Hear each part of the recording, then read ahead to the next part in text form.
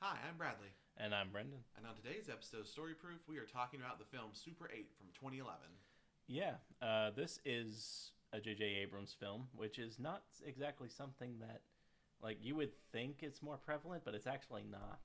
The guy's only made like 6 films. Yeah, as director. Yeah, as a Directed six director. films. Obviously, as a producer, he's all over TV. He's produced a ton of stuff. Mm-hmm. But he's only directed 6 films, and this is the only, like, original, like, one that he's made. Everything else is a part of a larger franchise, a larger, like, Yeah, fair. so, He's got, 2 Star Wars, 2 Star Treks. So, yeah, so. fair. And a Mission Impossible. Don't Yeah. forget a Mission Impossible. I did, I was just trying to pair duos. Interesting. Um, But yeah, it is directed by JJ Abrams and co-produced by Steven Spielberg, and boy, does it feel like it. it's very much like E.T. meets Goonies meets Stranger Things. Stranger Things probably owes its existence a little bit to this movie. Yeah, a lot of people very unjustly and unfairly say this movie ripped off Stranger Things. Dude, this movie came out half a decade before Stranger Things. Yeah. So this is very much just Americana 70s. Like, the entire premise of this story is these kids are running around their hometown making a film on a Super 8 camera. Mm-hmm. And they end up in the middle of some big conspiracy. Yeah, it is.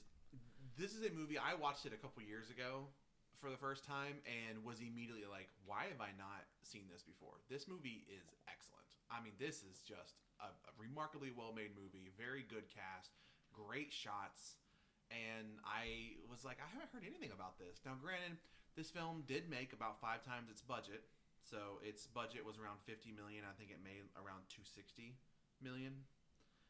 So, usually 2.5 times your budget to be considered a success. They made that, plus some. But the fact that it is Abrams and Spielberg together, again, this whole film, it just feels like it. There's so much of that, like, Spielberg movie magic in this. I love the fact that it's a movie largely about making movies. Yeah. It's such a great timestamp of the era, even though we weren't alive back then. It really holds that well. The thing that really gets me, though, is the cast. Yeah. These are some good-ass kid actors, and Yeah. I fucking hate kid actors. Well, there's the kid actors who are very clearly just, they're kids and they're there to act and they're here to do a thing, and then there are the ones that actually feel like real kids who are just hanging out and doing their thing. This movie could very easily have crashed and burned if they didn't have the right kids playing these roles, and they just feel like a group of friends who are running around all the time, making fun of each other, messing with each other. And it's just, they feel real. Yeah. When we did Your Next, I talked about one of my favorite parts of that was how natural the writing felt, particularly in, like, the dinner scene when it's just a family going back and, like, how I was like, wow, that's exactly what it was like. Yeah. This, a lot of times where it's the group of friends hanging out and they're talking and they're, like, picking on each other, I'm like, God, this is so relatable. Yeah. This is exactly the way it was. Abrams really stated that he wanted to get kids who didn't feel like they've been on movie sets before. And so they held, like, a nationwide, worldwide search. They auditioned thousands of actors to make sure they got the right ones. And I think they nailed it. The only one who would have had any sort of, like, Hollywood experience at all would have been Elle Fanning, and that's only from being, around the sets when her sister was on movies as a kid. I think this was her first movie. Probably. So, but then of course you have the adult actors who mix in and help flesh out the town. Primarily, you have Kyle Chandler as the main character, Joe's father. You do also have Noah Emmerich, which is one of those guys that you might not know his name, but when you see him, you're like, oh, that guy. Yeah, I remember when we were sitting down and watching this, and he first popped up on screen, you were like, hey, yep, I know that guy. I think I was even like, that guy. The thing I always think of him as is in The Walking Dead. He plays, I think his name was, like, Canner. Yeah. He was the doctor at the end of the first season that told them they were all infected. Yeah. That's the thing I always think, which is ironic because like I've seen this dude in 1,000 fucking things, and the thing I remember him from is the episode and a half of the first season of The Walking Dead that he was in. I don't know. It just sticks with me. I don't know. I can't speak to that. I never watched The Walking Dead, but I enjoy it. Yeah. But yeah, this movie, it's very when people compare it to The Goonies, I'm like, yeah, 100%. I see that. Yeah. When they compare it to E.T., when they compare it to... See, I haven't seen Stranger Things, but I can tell from what I know of it that, yeah, I get this being a very similar thing, a very similar feel. Honestly, talking about the kid cast, what I kind of think of is It. I like how natural all of those kids felt. Yeah. Again, I'm not... Usually when you have kid actors in movies, you've got one or two, and then they are part of the cast, they're part of the ensemble. When you've got movies that the kids are the main part of the movie, I don't tend to like it. Yeah. I tend to find them pretty weak. Once in a while it works. Like Monster Squad, I fucking love Monster Squad. That's just a fun fucking movie. But then you get something like The Lost Boys, I'm like, all right, I'm not feeling it in this one. I'm just like horror movie. Yeah, you know, Stephen King really likes the kid casts in his stories. Fair. I think it really worked in the newer It. I think it really works in this, but for the most part, kid actors is meh. But yeah, good kids, good cast. This is, now I will say, in rewatching it, I was like, this is a little bit like the Raiders of the Lost Ark thing, where in actuality, what the main characters are doing in this, fairly inconsequential to the story. Yeah. They're a part of the story, but realistically, if they weren't there, pretty much would have ended about the same way that it did. That's fair. Yeah. Yeah. You know, you get a few shots of the creature's face towards the end of the movie. You know who does the facial capture for that? Bruce Greenwood.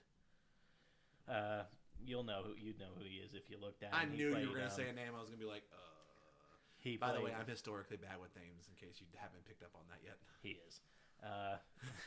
He was Commander Pike in the Star Trek movies, or Captain Pike. Oh, yeah.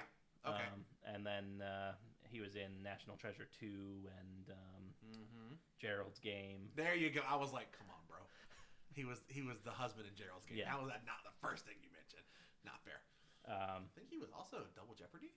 Yeah, he's the husband who gets murdered. Yeah, he plays shitty husbands really well. Spoiler alert for Double Jeopardy, I guess. He was also an iRobot. Yeah. That movie I have seen roughly 800 billion times. Yeah, you spent an entire summer watching. All right, let me tell you guys about iRobot for a minute. Quick digression. I don't know why. I tend to like kind of hyperfixate on things where like when I'm working at somewhere, I'll go to eat lunch somewhere one day and be like, this is pretty good. And then I will literally go there for lunch 5 days a week for the next 6 months. I don't know why I do that. I've always been that way. There is a summer of my life where all I did was watch iRobot on DVD.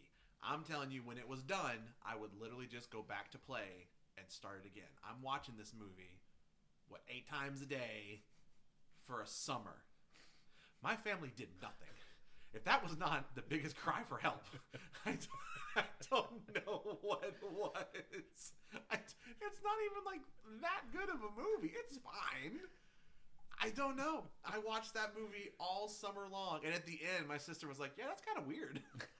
Like, dude, I watched this movie like 6,000 times over the course of the summer. So Super 8. All right, so now that we've told you so much about the outer part of this movie, let's talk about the inner. Let's talk about the plot of this movie. The inner. The inner. Yeah, we do start in... so this movie does have a thing where it's got a little bit of a precursor, and then we jump to like 4 months later, and then that's where the bulk of the story takes place. Yeah. So we do start in 1979, and in this case, the inciting incident is that something happened, and the main character, Joe, his mom died. And you don't entirely get what happened. I do kind of like that they never fully explain what happened. I don't think they need to. I think it would maybe be a little bit in bad taste if they did. Yeah, there's implications through the dialogue throughout the movie about what may or may not have happened, and just kind of leaves it up to your interpretation. Yeah, we know that there was an accident. Speaking of, that's one thing I really like. I fucking love Tarantino. He's probably my favorite director. I especially like hearing him talk about movies and the way he makes them and writes them. And he was talking recently about when he did Inglourious Basterds, Brad Pitt's character has the rope burn around his neck. And he's like, I know what happened. Brad Pitt knows what happened, but I'm not going to tell you what happened. Because if you go see the movie, and then this other person goes sees the movie, and this other person goes sees the movie, they're all going to have a different idea of what happened. That's your movie. Yeah. He's like, I don't want to tell you and then take away your movie. I don't want to, like... So I was like, fuck, that's really fucking smart. That's a really interesting way to think about it. Yeah. So something like this, you can think about it being something as horrific as possible, or it really is just something that really wasn't... Because ultimately what it is, you find out that there was a guy, a character we're going to talk about later, that he was hungover that day, didn't go to his shift, so she ended up taking it for him and died there.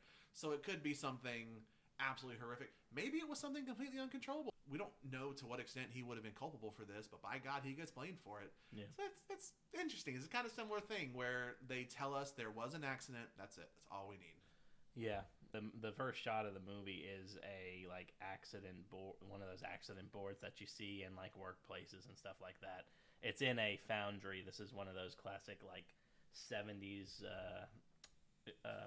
factory towns where everybody works either in this factory or is like a part of the town's like infrastructure. Yeah. So you're either working for the town or you're working for the plant. By the way, our hometown is still like that. Yeah. Yeah, we're old. But so it starts with one of those boards, and I don't remember how many days they'd been without incident. It was a pretty good number. Like they were pulling multiple tabs off, and they're pulling the numbers down, and it's just that, and you get the 0 put up there, and then it cuts to the wake. Joe's just kind of sitting out in the snow on his swing set alone, looking at a locket in his hand. So a guy comes up, pulls up in his car, tries to go into the house, and immediately Joe's father like pulls him out, throws him in his cop car he yeets him in the car. I feel like there were better options. Oh, there are going to be more. There are going to be more. I'm not doing one in this. There are a lot of them. When that train crash happens, yo, dude. And this is where we get the first setup of the movie, because Charles, who's the director of the Super 8, is like, hey, do you think Joe's going to actually be able to help finish my movie and stuff like that? So, anyway, Joe's father, Deputy Lamb, played by Kyle Chandler, throws this guy into his car and drives him off to jail. And I really don't really like, you're under arrest for something. He's just like, nah, jail. Yeah. I don't know what exactly he's gonna book him for. I mean, obviously, I know I know obviously it's out of a grief thing. It's implied that this guy was, Yeah, immediately you can tell that something happened. Yeah. They'd tell you a little bit more later, but I mean, we can say it. I pretty much already said it. Yeah. He's an alcoholic. He's just a full-blown functioning alcoholic. And the day that she had her accident, they worked at the same place. He was hungover, couldn't go in, so she took the shift for him, and that's when the accident happened. So that's what it kills me. It's like, he didn't cause the accident. He wasn't there. I think if he had been there, I could see the blame being much more specific towards him, but he just wasn't there. I think the blame comes to him from she wasn't supposed to be working that day. Yeah. So I get that, but he's not the one that directly caused it. Yeah. She could have gone and let them be short-staffed, and someone else would have, been crushed, burnt, vaporized. I don't know what kind of factory this is. They got aliens, okay? Vaporized was not that far off the list. The alien's not there yet. It's still in Nevada at Area 51. It's somewhere. But anyway, after he drives off with this mysterious dude in the back of his cop car, this is where we cut to 4 months later. And the kids are, I guess, are they getting out of school for the day? Is it like the end for like summer vacation? It's got to be like summer vacation. I kind of assumed summer. Yeah, because you don't see them back in school unless they're doing like specific movie related things. Yeah. That's what I kind of assumed. Well, no, it doesn't. This movie has so many needle drops in it of like 70s music. Oh shit! Does Schools Out play? I meant to say this? something about I meant to say something about the music. Is the music hits? It's the first thing that hits you in this movie. Like even before you see anything in the first opening shot, music in this is absolutely fucking incredible. Yeah. Michael Giacchino is the one who composed the score, and the score is fantastic. And it's got so many, like I said, so many needle drops, like so many 70s set movies. Dude. Yeah. I think in this moment, School's Out is what plays. Like School's that would make Out sense for summer. Plus, like I said, there was snow on the ground 4 months earlier during the wake, so that would add up. So let's just say it's summer vacation. They're about to go finish the movie. They're talking about doing all that and getting out there. They have this plan for the night for Joe to sneak out with the rest of the kids and go to a train station to finish shooting the next scene of the movie. And this is where they set up that Charles has, like so many indie filmmakers before him, written a new scene that... Oh my god, dude. It's so the kids, you've got Joe, Charles, they are like, I would say the main two. Yeah. So Charles is the one who is actually making the film. Joe's the main character. Alice is the girl. We haven't quite met her yet, but she's the most prominent one as well. And then you've got Preston, Martin, and Carrie. Honestly, I think Carrie's the only one that like sticks with the whole movie. Yeah. Like the other two still play parts throughout it, but Carrie's the only one that goes... Well, that's not true.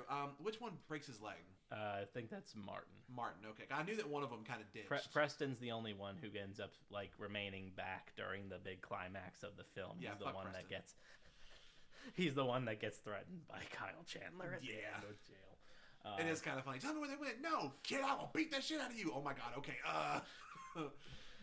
But yeah, they're making a zombie film. Yeah.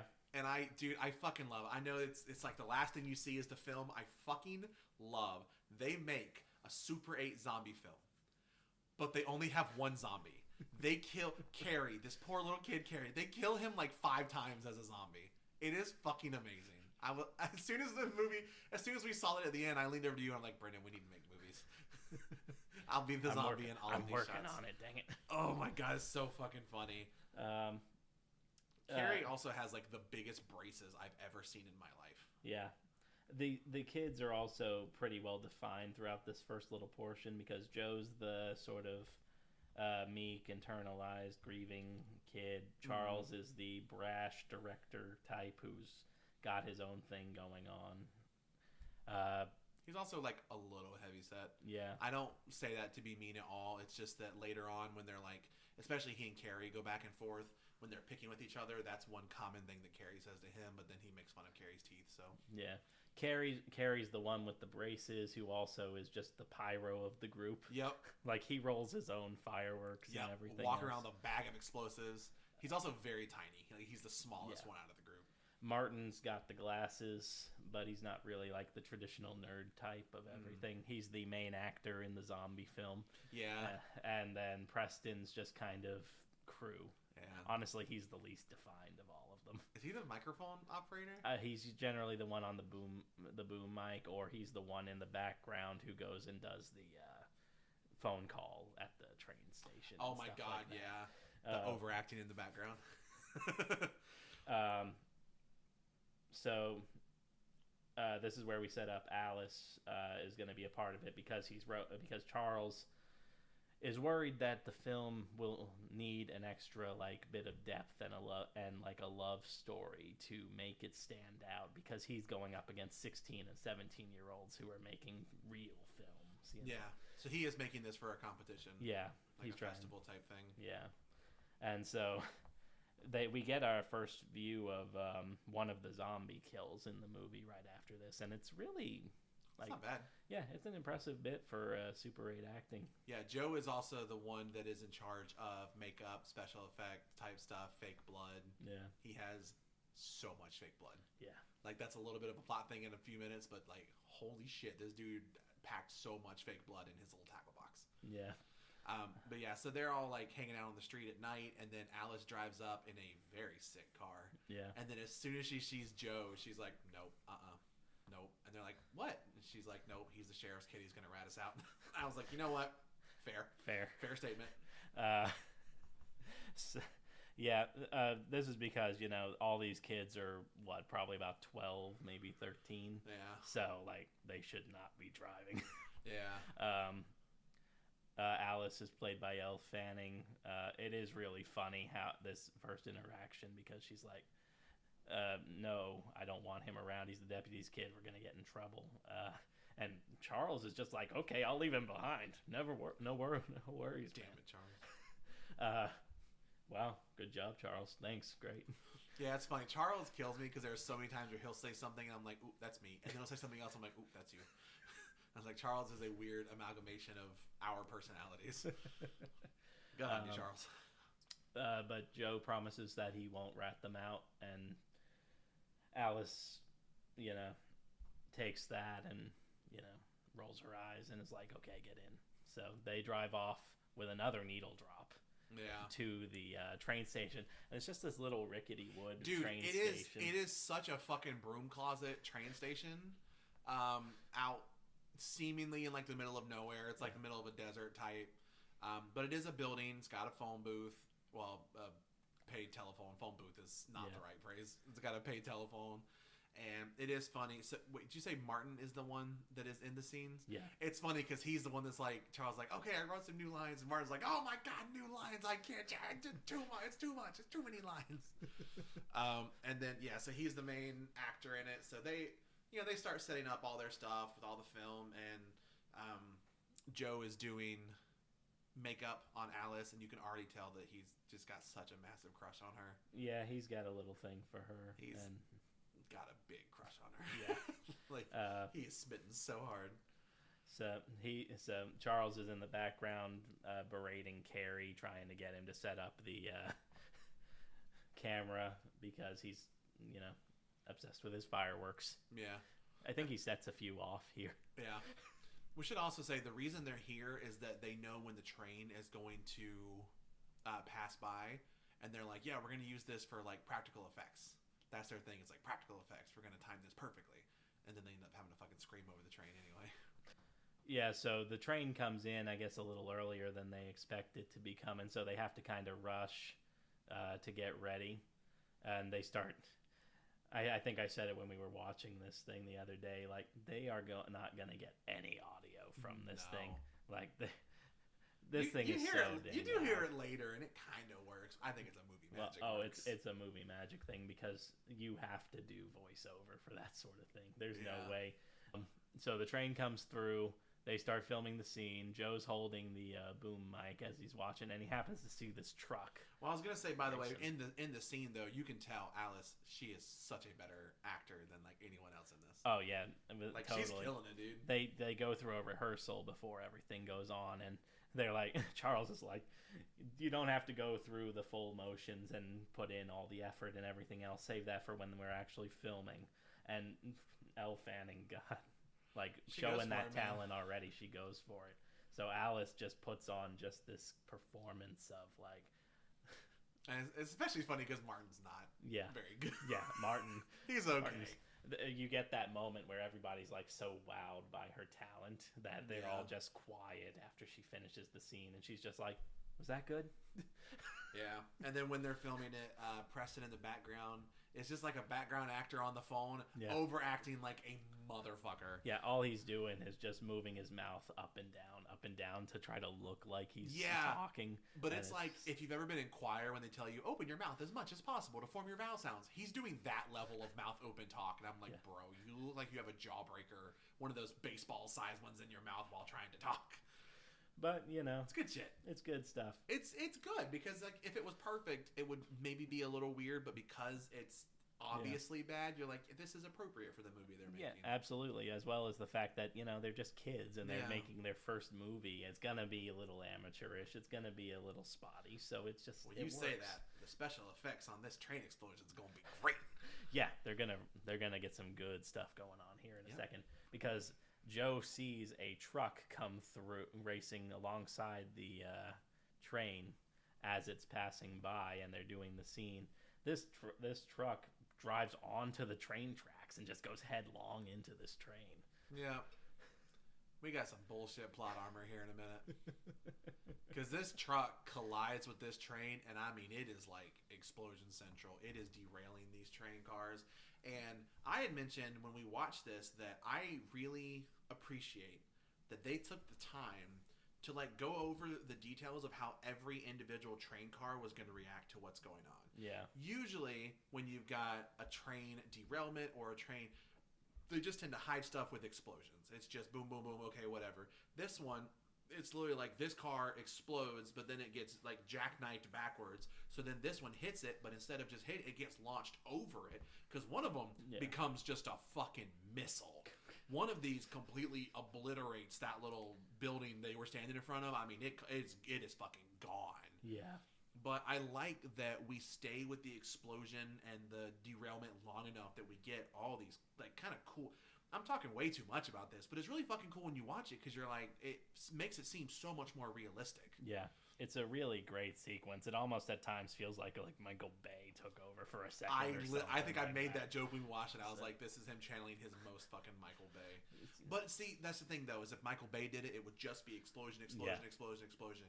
But because Abrams is a better filmmaker. Yeah.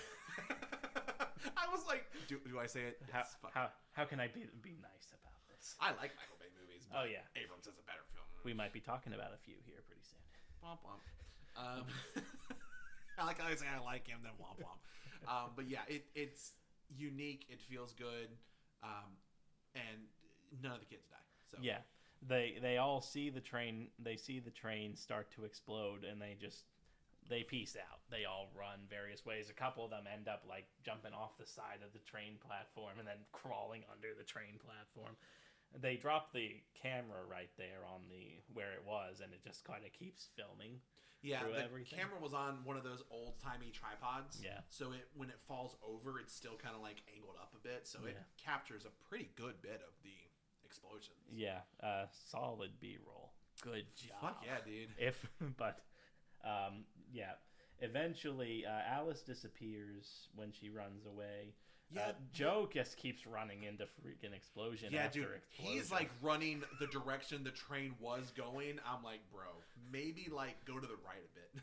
Like this is almost like the Prometheus thing where they run. She runs in a straight line away from the ship. I'm like, that ship is 17 miles long. You gonna die. Yeah. And so finally, all of the train cars settle. Everything's fine. Well, not fine. There's a blown up train going all over here. The place. And one train car settles, and Joe starts to hear some like loud bangs. So it sounds like there's something alive inside one of them. Pops the door, like the side of the train off. Launches it, and I was like, how heavy would it have to be? Because it gets lodged in the ground. Yeah. And I'm like, that's always a cool shot that a lot of people do, but I'm always one of those people that's like, I don't know if some people realize how like hard that would be, because it goes up a bit and then lands. That solid steel fucking door is embedded multiple feet in the ground. Yeah. Do you know how fucking hard you would have to hit the ground, or how heavy it would be, or sharp it would have to be to get?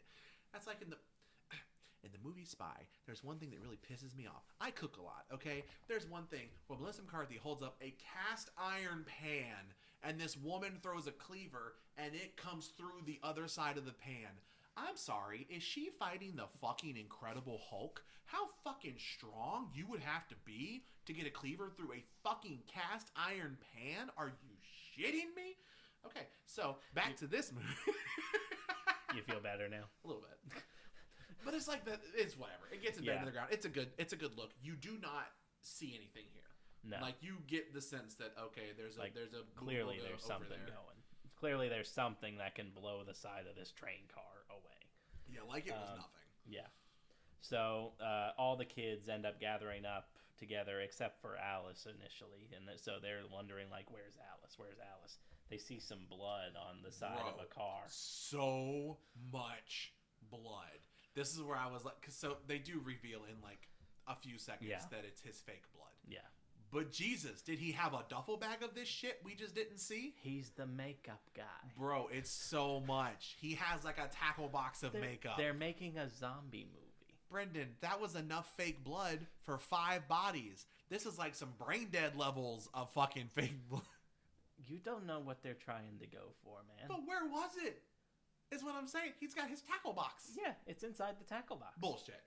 Brendan, there's enough blood here for a rhinoceros to be blown up. There's so much fucking fake blood. There's not that much fake blood. It covers the side of a train car. Not the whole side, just a piece of the debris on the edge. No, it covered the whole thing, top to bottom. We're going to go rewatch this in a little bit. I'm going to fucking show you. It is an abnormal amount of fake blood. In any case, the point is you're supposed to think maybe it was Alice for a second, and now this is that kind of movie. Yeah. But Alice pops into the frame behind everybody and is like, whose blood is that? Yeah, it is literally that moment. I'm like, hey, what are we looking at? And everyone's like, oh my God, she's alive. So you find out it's the fake blood kit, and then they see they start kind of scouring the area a little bit, and they see the truck that was there. And we do also see the Rubik's Cubes. Oh, they see that, yeah. Yeah, because once he pulls the gun, they're gone. Yeah. Yeah, so they do find... It's one of these things where it's like a lot of stuff happens kind of like back to back. They find a lot of these things that... Rubik's Cubes is accurate. I kept calling it the sci-fi lament configuration just because it's a block. It's like a box. I'm like, yeah, that's fine. But there's a lot of them. Rubik's Cubes is an accurate size description as well. Yeah. We don't know what they are yet. No. And even when we find out, you're like, okay, whatever. It's sci-fi stuff. Yeah. But they take one. Yeah. They take one with them. Joe pockets one and decides to go off. They see the truck. They approach the truck and they realize, oh, wait, that's the truck from our teacher. Bro. Dr. The fact Woodward. this dude is still alive. And the fact he's in the front of the truck. The front of the truck is still alive. He drove into a train and it blew up. This is some Euron Greyjoy levels of fucking plot armor. Like, Jesus. Yeah, he's still alive. Yeah, they approach and they find this map, and it's got like different train stops circled, and he's got this the trail sort of, and he realizes that they're going to be coming through the town that they're in. Yeah. There. So clearly he has some idea of what's going on with this train and whatever was in that thing. They don't know what it is. It's just a map. Yeah. And then all of a sudden, the guy wakes up. It's Dr. Woodward. Yeah, and I think it's Elle Fanning's character, Alice. I think she recognizes him, and Charles knows him as well. Yeah. And this is another moment where it's like, oh my God, that's Dr. Woodward. He teaches such and such and such. And I think Carrie's like, who? He teaches a smart class. You don't know about that. Because like even in this moment, they're still bitching at each other, which I'm like, yeah, that's exactly what we would do. Yeah. Let me phrase. That's what I would do. Yeah. So he pulls a gun on them and is like, hey, do not let anybody know you were here or they will come after you. Yeah, he's like, they'll come after you. They'll get your friends. They'll get your family. Yeah. Damn, okay. And he straight up levels the gun at them to get them to leave. Like, he tells them to run, and they hesitate for a second, and he's like, go. Yeah. Still think it's bullshit he survived, but it's fine. And then they like look back behind him, and you can see they're like very obviously like military people coming. The kids take off. I do like that they go back and grab their shit. Yeah, they go back, they grab everything. They grab the camera, which somehow, in spite of the train station blowing up, is still there. I mean, it was on the ground, and the missile went through the building. Yeah, no, it probably should have. And it doesn't appear intact. We're going to find out that there was something that went wrong with it, but it's convenient. But we allow it because it allows the plot to go forward. They hop back into the car, peel off, and the military gets there. And this is where we meet Noah Emmerich and Colonel Nellick. Yep, and he starts to lock down the scene and everything else until it gets his people to start the cleanup and the search and everything else. He finds a piece of their Kodak film box, like the box that the reel of film would have been in, sitting there. So now they're led to assume that Woodward had somebody there filming the entire thing. Yeah. And had an accomplice. So now this sets up, okay, somebody else was here. We need to find them and everything else. I'm going to go ahead and say, when you talk about military people in movies that are just very, very, how do you say this? Bad at their fucking jobs. Hard to think of worse ones than the military people in this movie. They're dumb. They are dumb every chance they get. They're just dumb. And then they all die because of being dumb. Yeah. Yeah, it's fine. It's whatever. I just love the fact that, clearly this is what happened. That's not what happened. Later on, the kids are filming on their front fucking lawn for like an hour, and finally he's like, wait, who is that out there? And I'm like, yeah, none of the military people outside stopped these kids. They are filming 3 feet away from where they're like loading military secrets, and the guys are like, nah, that's fine. What the fuck, man? And then like later on they find them. It's like, oh my god, these kids are a threat to national security. The second in command is like, I'm taking this kid's locket. Like, what the fuck, man? Look, the locket's important. Oh my god, it's dumb. So the kids get dropped off at home and everything else. Alice drops Joe off and is like, I shouldn't have come out tonight. Yeah. And peels off everything else.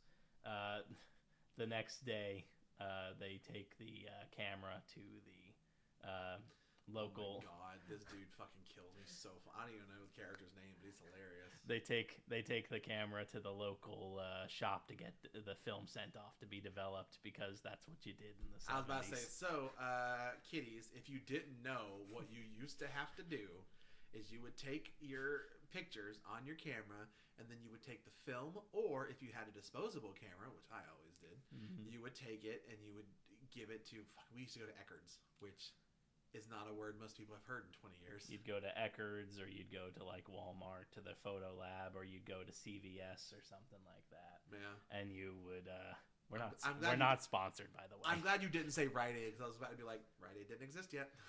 Rite Aid is the one that bought out Eckerd's. You would go and you would turn over your film, and they would develop it, and it would take like days, sometimes a week plus. And then you'd go pick it up, and they'd be in an envelope, and we would always get duplicates of everything. They would do it twice, and then I would always find out that I was really fucking bad about having my fucking finger in front of the actual lens, because the lens didn't match up with what you were looking through for disposable cameras. I used to do like this, and I'd have like half of my pictures would have my finger in them or completely covering the fucking lens. When digital cameras came out, I started doing a lot better as a photographer. Not that I'm any good now. Back then, I was really bad.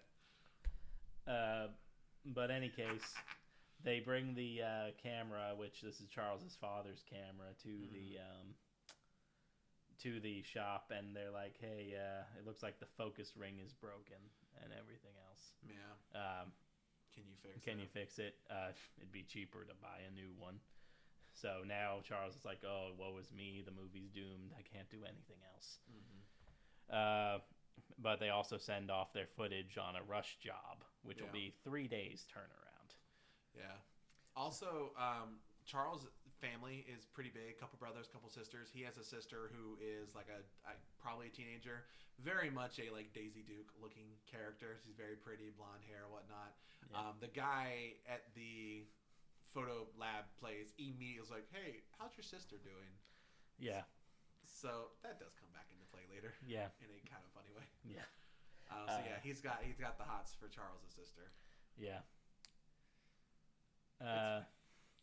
So Joe promises Charles that he can use his father's camera instead, Joe's father's camera, to finish off the movie. So he's just gonna take his father's camera without permission, because so far Joe's father has not exactly been like a good parent. He's not been unsupportive, but he's not been supportive. Yeah, you can definitely tell that they're not on the same wavelengths. Because they go out to eat, and his dad is like, "Oh, this baseball camp, you'll love it. I loved it when I went." And the kid's basically just like, "No, I don't want to do that." Yeah, he wants him to make friends with people who don't run around with monster makeup. Yeah, and everything else he wants. So a lot of it's just the internalized grief and not connecting on an emotional level and everything else. I will say they do a good job in the writing and the acting with this character, where you can tell that he loves his kid. You can tell he's trying. He's just not. He just doesn't know how. Yeah, he's just not really equipped for this. I think this is one of the, because it's interesting. I like that it's 4 months. I like that it's not years, because if it's years, then you get sort of towards a more like abusive parent type situation. But that's not what this is. There really are a lot of times where he's just trying his best. Yeah, his best sometimes is not very good. Yeah, but I imagine this is probably one of the situations where the mom was very much the one in charge of everything, and then when she's gone 4 months later, and he is, because he's also a police officer, he's gone a lot. Yeah. So there's even a time later on where he's like, "Hey, son, I saved a few slices of pizza in the fridge for you," and then one of the deputies is like, "Oh, sorry, kid, I ate that." You're like, "Well, damn, the dad was trying so hard." He tried. Speaking of the cop, though, there is, I don't know if it's like this night or if it's the same night, but there's a thing where we start to see that people are going missing. There is a scene where the actual sheriff, his dad, I guess, is just deputy. Yeah. And then the actual sheriff is at a gas station, and there's a bit of a scary movie type thing where he hears something, he turns around, blah blah blah. He gets snatched. This poor dude in the store, just this alien just fucking obliterates the fucking store. Yeah, it's funny. The kid inside the convenience store is listening to music on a Walkman, which that even predates us. Yeah. Yeah, we were CD players. And the sheriff gets a good line about kids being able to listen to their own music whenever they want. That's a slippery slope, my friend. Man, if they only knew. Yeah. But yeah, the sheriff goes missing. The dude inside goes missing. So we already see that there are strange things afoot. Going back real quick to the film shop, Joe and Charles are talking about how there's an opportunity for new footage of the debris and the train crash and everything else in between. And Charles is like, "Oh, I'm going to make another scene, but I need Alice." Yeah. So Joe's like, "I'm going to go get Alice. I'm going to convince her to come back out." Is this also where he talks about blowing up his train? Yeah. Yeah. So one thing that Joe does do is he does models. Yeah. God, can't believe that used to be a thing. I should do those too. It's still kind of a thing. Yeah, Just a little lot bit. of people don't do it. It used to be very popular, like hobby shops. Yeah, I feel like Legos and stuff like that have kind of replaced that. Excuse me, I did both. I was not very good at the models, but I did them. But yeah, he does models, and he has a model train that he's like particularly proud of. And Charles is like, "Cool, we're gonna blow it up." Yeah, and film it. Just production value. Yeah. Production value. And Joe is like, okay, even though he very clearly does not want to do that. Yeah. So Joe goes to Alice's house and tries to ask her to be a part of the movie, and Alice flat out tells him, "No, I don't want any part of this anymore. I shouldn't have been out there last night. All this mess happened now." So this is just kind of who Alice is. She's very internal and doesn't want to be a part of all this stuff. She's got her own thing going on with her father and everything else. Yeah. And so it is during this conversation that her dad gets home, and now we very clearly see that her dad is the guy who got semi-arrested in the beginning. Yeah. Got police brutality into the car. Yeah, so we learn here that Alice's father is the one who was supposed to work that night that his mother ended up dying. And he very plainly tells Joe, "Hey, I don't want anything to do with you. Alice isn't going to have anything to do with you." And just is like, "Get out of here." The first time I watched this, I was like, "Oh, maybe they're going to have a nice moment." He basically looks at the kid and is like, "Fuck off." Oh, okay. No nice moment. Which, I mean... Fair. Yeah, I can't blame him between everything that's already been shown to go down with Joe's father, and then obviously him blaming himself for Joe's mother's death. Yeah. So, like, and he a also constant reminder. Yeah, he also, because she says later on that he was hungover that day. Yeah. I mean, so he was drinking before, and we see that he's still drinking after. So, alcoholism is strong. Yeah. So Alice follows him into the house, that then comes back to the screen door and is like, "I'll do it." Yeah. So I guess dealing with her father is like okay, maybe I do want to do this. No. Also, it's starting to come out that maybe she's got a little crush on Joe too. Now, as she gets to know him a bit more, maybe she's giving him googly eyes all the time, Brendan. There's another thing where Charles says, "Oh, I wrote more lines," and Martin's like, "No more lines." So we end up on a hillside overlooking the train crash now, and first thing we see is Alice and Martin doing a scene together, like a aftermath of the crash sort of thing within the movie. And then we see, what's his name? Carrie. He's wandering about in the foreground. Martin's character asks him, "Sir, did you survive the train?" And he turns around and he gets he's got the zombie effect, which is like these like cap looking things over his eyes.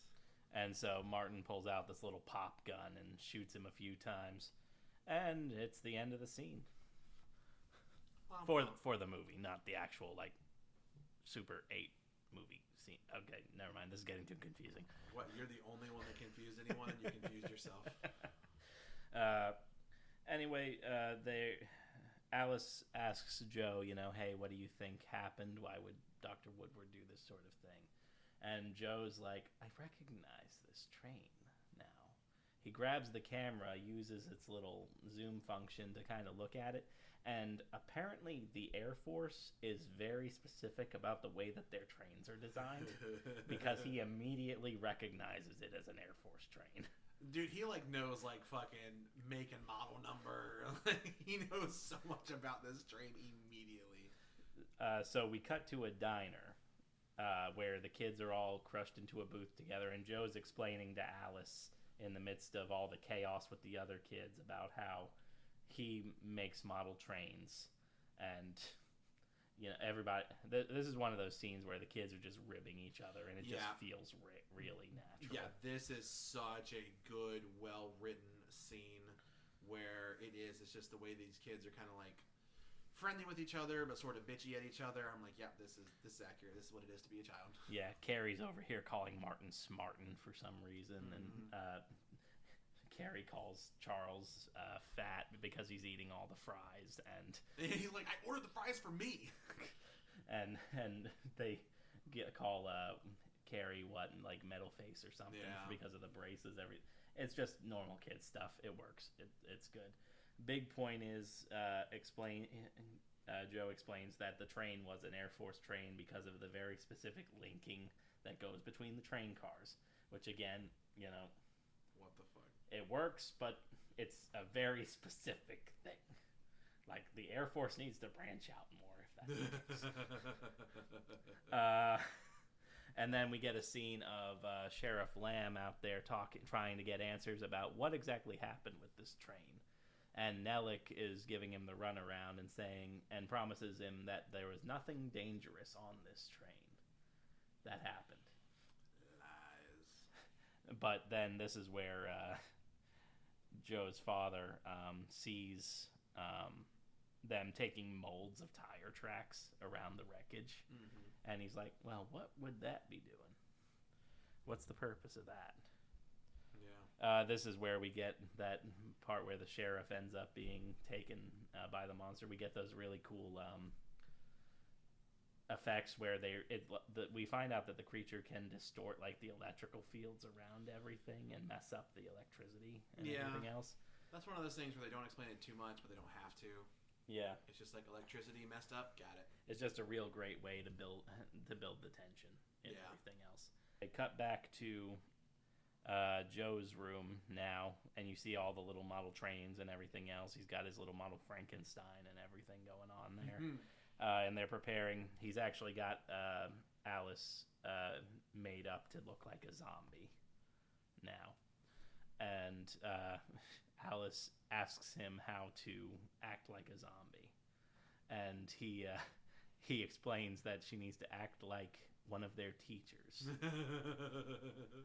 who I guess is very old and just crotchety and not surprising at all. Yeah, teacher, fair.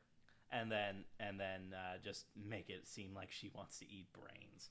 And again, Elle Fanning putting in the work really sells it. Yep. She actually goes in for like a fake bite on his neck and leaves a little bit of her lipstick on the neck. And you get this quick shot of Charles, and this is where you kind of get that real hint of, oh, Charles might have a thing for Alice too. So Womp, womp. we're building the dramatic tension between the friends here.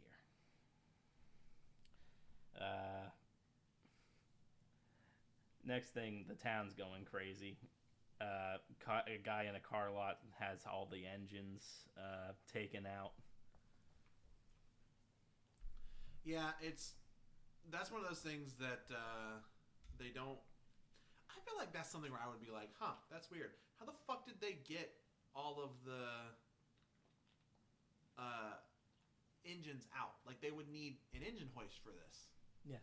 Like, no one is like, huh, that's fucking crazy that apparently this group of super fucking strong. I feel like they should be asking more questions about this. Well, this is one of many different things that are going on. Like, all the townspeople are going up to Joe's father, and they're talking about how their dogs have gone missing, their microwaves are gone, this guy's got all of his engines out of the truck, and he tries to pin all of this on Louis Daynard, who is Alice's father, because he denied him like a loan or something for a new car a year back. What resources does this guy have that he would be able to steal all these engines in one night? Seriously, without anyone knowing. Even Joe's pet dog has run off. You see him trying to search for it a little bit. Puts a poster up on the wall, and the wall is just like covered in lost missing animals. Cut to the evening. The next evening, we find out there's been a lot of power outages in the entire area. Yeah.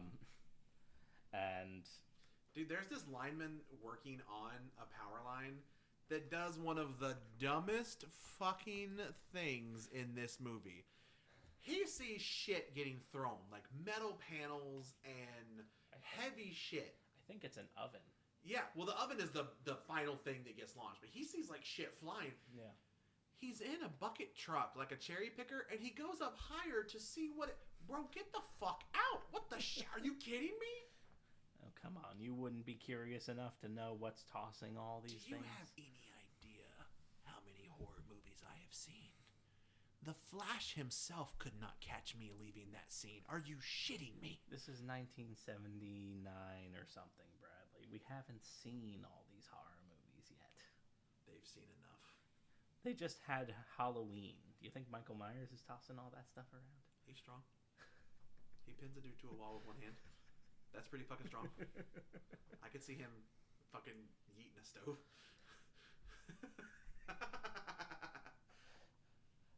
Yeah, it's just a lot. I like that it's a lot of... we get the kid plot, we get the military plot, we get shenanigans in the town. We get the kid plot, we get the military plot, we get shenanigans in the town. That's really what the middle part of this movie is just a lot of little stuff that's happening around the town. Yeah. And it's just... you're keeping track of everything. Eventually, the cops bring in Alice's father for the suspected carjacking of all the engines or whatever.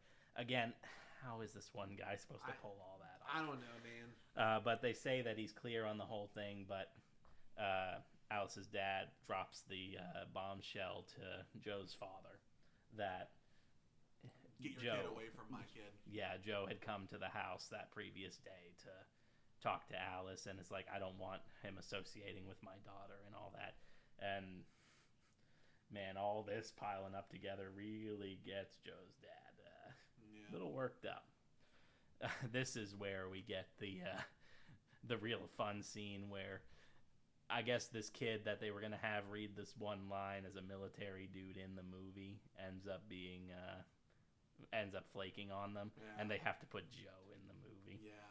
And he, oh my god, he gives the most fucking deadpan delivery of his lines. It is the most, like, person reading a script in front of them delivery of lines ever. And they're filming, okay. This is where I'm just like, the incompetence of the military in this movie. These dudes are like scouring this house. They're like tearing it apart. They're looking for clues. They're moving stuff around like crazy. Yeah, this is Woodward's house, by the way. Dr. Woodward's house. Yeah. And the kids are filming on the front lawn, like 3 feet away from the military guy. No one says anything. No one notices. They're there for so long before Nellick looks outside. It's like, what the fuck are those kids out there? What the heck are they doing? Yeah, and then everyone's like, oh, shit. Maybe we should do something about that. They are there long enough for Charles to give director notes. Like, to give redirects and let's do it again. Yeah. Like, they're there for so long. They're there long enough for Alice to learn how to operate the boom mic. Yeah, good fucking point. And she's really giving googly eyes at this point. Yeah. I thought that's my impression of googly eyes. That's not what it should be called, but fuck it. But this is where Joe's dad comes driving up in his car, and he's just... By the way, his name is Jack. Yeah. We keep saying Joe's dad. It's Jack. I could just say Kyle Chandler. Fair.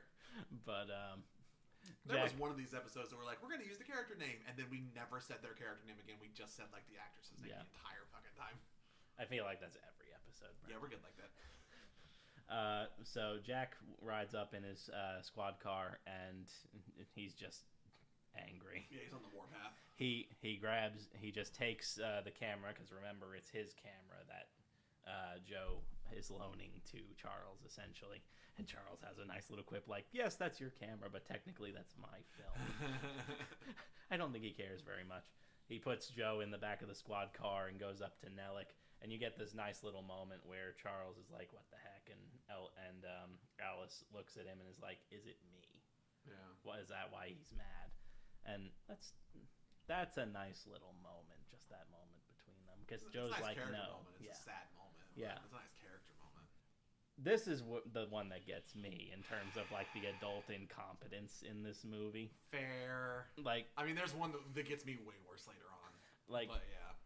Jack has so far been shown to be a pretty competent guy. Yeah, pretty competent. He's not believing a lot of what he's like being told. He's going out and trying to get his own information. The sheriff is missing, so he's trying to deal with a lot of extra shit. Yeah. There was when they were in the police station earlier, people are there crazy like, such and such gone missing, my kid's gone missing, my blah blah blah. So I've got a sinkhole in my garage. Yeah, like we watched this and Brendan was like, what the fuck is he supposed to do about that? Which is a very fair response to that.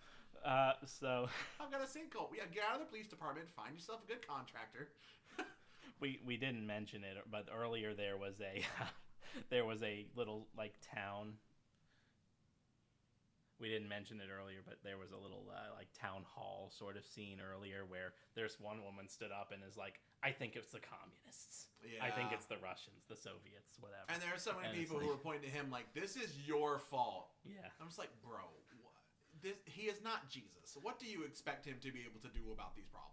But there's one guy there who's like, I tap into, radio frequencies all the time, and I was listening to my scanner the other day, and I hear all this military chatter. So then Joe gets all that Jack gets all that. Yeah, I love how Jack's like, I'm not listening to you, I'm not listening to you. I get military transmissions. I need to speak with you immediately. So Jack gets all the radio frequencies and sets up this big old, thing where all the deputies that are in the town are listening to their scanners to see if they pick up anything, and they catch something about Operation Walking Distance. Mm-hmm. So now I say all that to get back to my point of this is one of the most incompetent things that Jack could do, because he goes to Nellick and he plays his hand right away. Yeah.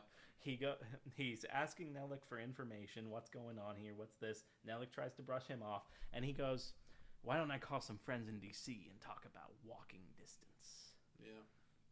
And Nellick is immediately like, you know what? That's a good point. Tell you what, meet me on the super secret military base tonight, and we will discuss it then. And Jack is just like, got it. Jack just takes it, shakes his hand, and it's like,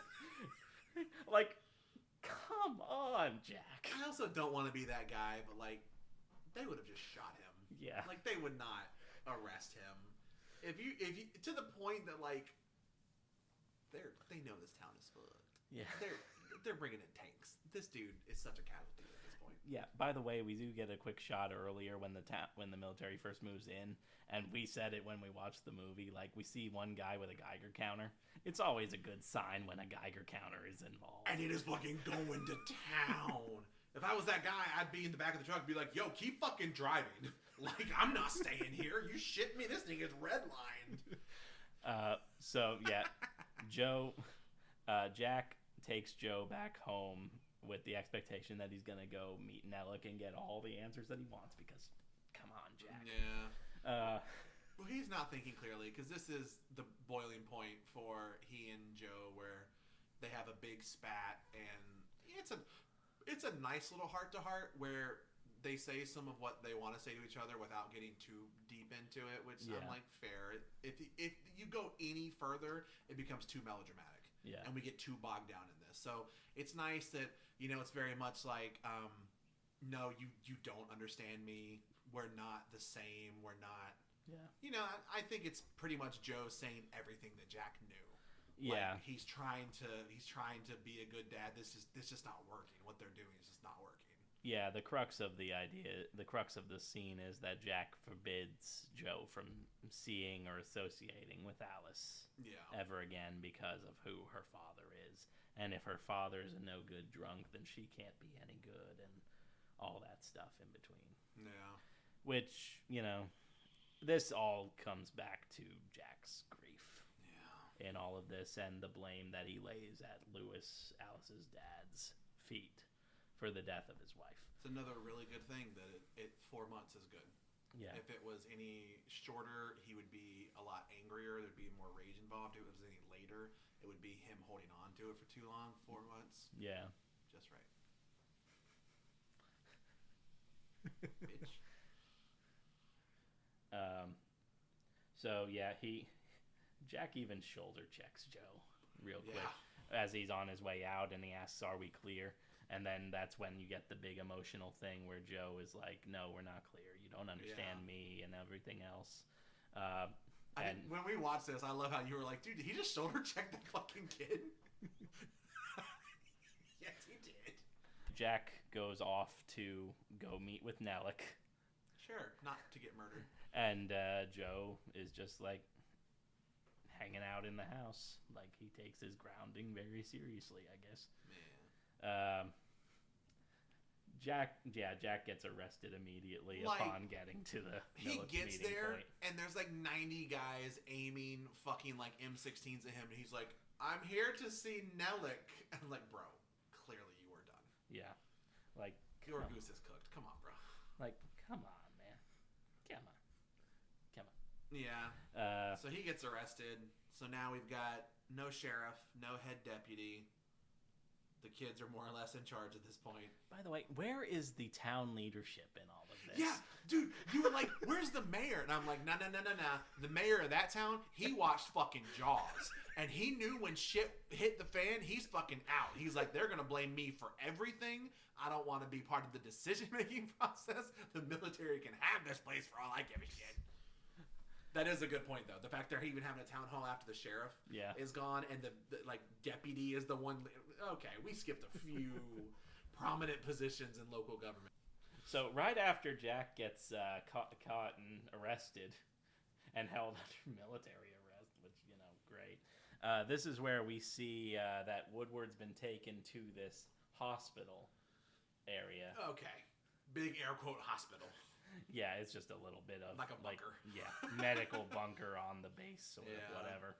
Nellick and him have a little bit of a discussion, and you get kind of a feel for like what their backstory is between each other. We and do get it fleshed else. out a bit more later, but you do get a pretty good sense now that they knew each other, they worked together for a while, and Woodward is the one who went off the reservation. Yeah.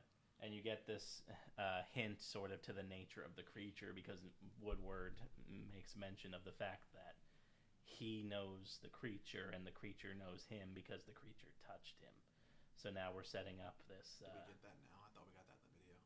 Oh, just that, not because he touched him, but he says something along the lines of, you're right. I mean, it's not a big deal, but... But then... Nellick just doing bad guy things. Yeah, Nellick straight up fucking has him murdered. Yep. This dude survived a fucking nuclear explosion point blank range and gets killed by a lethal injection dose. I mean, it wasn't quite a nuclear. Brendan, he was in the front of that truck. His plot armor was so strong until it was done, and then he gets killed so pitifully. Yeah. He also gets killed by the punk ass dude who robbed a kid. That's true. Yeah, his evil henchman Novermeyer. Yeah, give me just a second. Do you know the name of the guy that plays him? I don't. I know the actor, but I don't know his name. Richard T. Jones. Okay. He does a lot of stuff. Yeah. But I know him from Why Did I Get Married and Why Did I Get Married Too. Oh, okay. Yeah, that's what I know him from. So and then he was also in the 2014 Godzilla. Oh, okay. Yeah.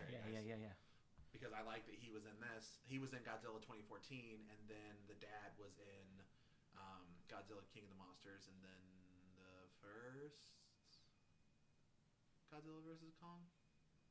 Yes. Yeah, he's not like the main character, but he's in the first one. Yes, because Millie Bobby Brown is in that one too. Mm-hmm. Yeah. So after that murder, we cut back to Joe's bedroom. It's the middle of the night. Weird fucking sentence, but accurate. It's the middle of the night, and Alice comes tapping at the window.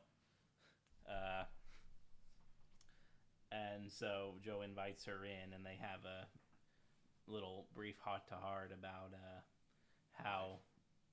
life, and how she doesn't think that Joe should let Charles blow up his train for the sake of the movie. Yeah. This is also where she says, like, definitively about her dad. Yeah, because she's crying about it. Yeah, because the power is off at this point because, like we said, the power's been fluctuating on and off with the creature there and everything else. Power comes back on while they're sitting there talking, and bad timing. A projector is set up, and you see film of Joe. Yeah, it's like home videos of he and his wife. He and his mom. Yeah, and it's like, and so Alice has yet another great bit of acting from Elle Fanning. This is one where I was like, dude, she's putting in some work. Yeah, just she goes on that little speech about how you find out definitively her father was supposed to work that day. He got drunk, and everything led to his mother being killed. So ultimately, the dad is not the reason she died. The dad is the reason she was there that day. So, and then Alice even straight up admits, like, I know he wishes he was there instead of her. And sometimes I wish. Yeah, sometimes I wish it too, and you're like, ooh, this is some of that good shit. Yeah. Yo. And Joe is like, you shouldn't say that. He's your father. Yeah. Then, right as that moment ends, we get the little Rubik's Cube thing. Yeah. Dancing on Joe's desk, and they're like, is it supposed to do that? Yeah, and he's like, I don't know. Hasn't happened yet. I will say one thing here is whenever they have, because they have a few, like, almost like they're going to kiss moments. Yeah. I'm glad they don't, because for me, I'm like, they're too young. Yeah. I think that's weird. Yeah. They do hug. I think in this scene where they have, like, as they, like, get closer and they're going to build to a kiss, they hug instead. I'm like, that's good. Yeah. That's smart. I don't remember. There's some movie I saw that it was that, and they kissed, and I'm like, this is gross now. Yeah. Like, this isn't like, it's weird. They're too fucking young. Yeah. It's weird. I don't like it. No. Yeah. But no, they hug, and it's cute while still remaining cute and not turning into creepy. Yeah. But yeah, the lament configurates. It's kind of crazy. Yeah, it starts shaking, and then all of a sudden it just goes... Fucking gone, dude. It yeets itself through the wall. I gotcha. It's funny when I do it. But it goes through the wall, and they just look through the wall like, what the heck just happened? Yeah, straight up, just like a fist-sized hole in their wall. The next scene is just him and Charles in town picking up the film footage. Yeah. And you do get Charles is being a bit of a bitch about not being able to blow up the train. Yeah, not being able to blow up the train, but it's not entirely about that. Yeah, But and I will say that they do, yet again, good writing, good acting. They do a good job of letting Charles be upset about it without him being so much of a dick that it makes you start to dislike his character. yeah, I mean, fucking everything in this is, yeah, it's just right. It's Yeah. just the sweet spot, the entire movie. That's fucking competent movie making, dude. yeah. So yeah, Charles is being moody about him not wanting to blow up the train, but it's not always about that. Like you were saying, they do such a good job of building all of this up, and it's revealed here in this sequence that Charles actually has that crush on Alice, which we've gotten hints through certain shots throughout the movie so far, and little bits of dialogue here and there. Yeah.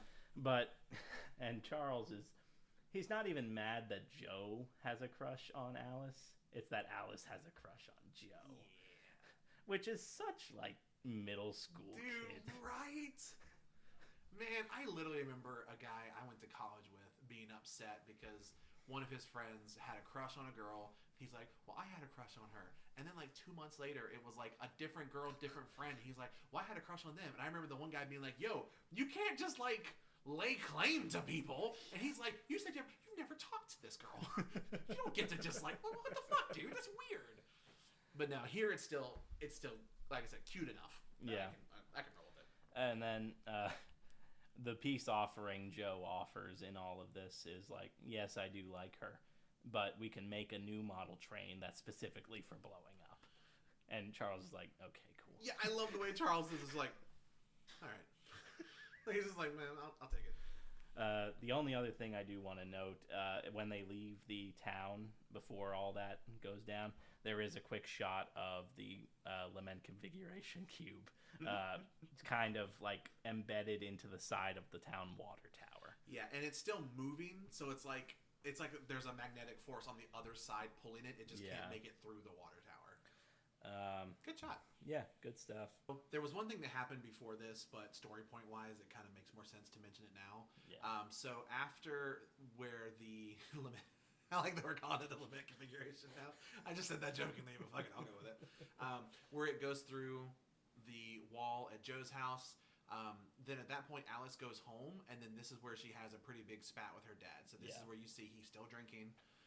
They're going back and forth. She goes to leave. She goes to run away. He gets in his car and goes after her. Yeah. And, they're having a spat, and fuck, dude, he's just not doing great in this movie. He yells at her and then drives into the back of a parked car. Yeah, because she's on her bike and she's riding away. He's chasing her because he tells her to leave, and then he immediately regrets it because he feels like he knows what he's said was wrong. Yeah. So he goes after her, and he ends up she pulls like a Yui and starts riding back the way he came. He looks back over his shoulder, calling after her, plows into the back of the car. Yeah. And then he's like, oh my god, that sucks. Looks in the rearview mirror, sees her get fucking snatched by an alien. He's like, oh crap. Yeah, He starts screaming. This is the first time we kind of get a more of a view of the creature. Like, we don't get a complete view of it. Yeah. It's very much the Jaws sort of thing, where you tease the creature for the majority of the movie, then you get a little sneak peek of it, and then you get the full thing later on. But yeah, and then so she gets kidnapped, I guess is the right word. She gets grabbed. The alien doesn't grab the dad for whatever reason. Plot point. Yeah, because the alien's got like 4 fucking arms. Like, yeah. He's got plenty of room to grab. He struggles to get out of the car. He's pretty fucked up. Yeah. Like, I gotta give it. He's pretty fucked up. He's more fucked up than Woodward was, despite being in the front of a truck with a bomb that hit a train, and blew up. But anyway. In any case, then. Yeah. So now we know that she's been taken. He's freaking the fuck out. The next like big plot point is the fucking military guys are just using flamethrowers to set fields and like woods on fire. They're burning fucking everything. This is Operation Walking Distance. Yeah, so what they do is they're starting a wildfire, and then they use that as a reason to tell everyone you need to evacuate your town and come to the military base. So they start getting people like fucking crazy. The kids end up like on a bus. They come in. They see Charles. You know what? I want to take a minute to talk about Charles' family. Yeah. I fucking love, especially his parents. Yeah. This is one of those things when we talk about the way it was when we were young. We grew up, so we were both in band. Yeah. I literally saw, not even 2 days ago, one of the band parents that I grew up with. It was Mark when we talked about it. And Mark is not my dad. Mark is the dad of our friend Chris. I was over at Chris's house so much in high school, I basically lived there. And I, for a long time, referred to and still sometimes refer to his parents as my second parents. Yeah. And the other day, I saw him in Lowe's, and he referred to, he's like, this is my son. And it's like, we grew up with a very, very close-knit set of parents and friends like that. Yeah.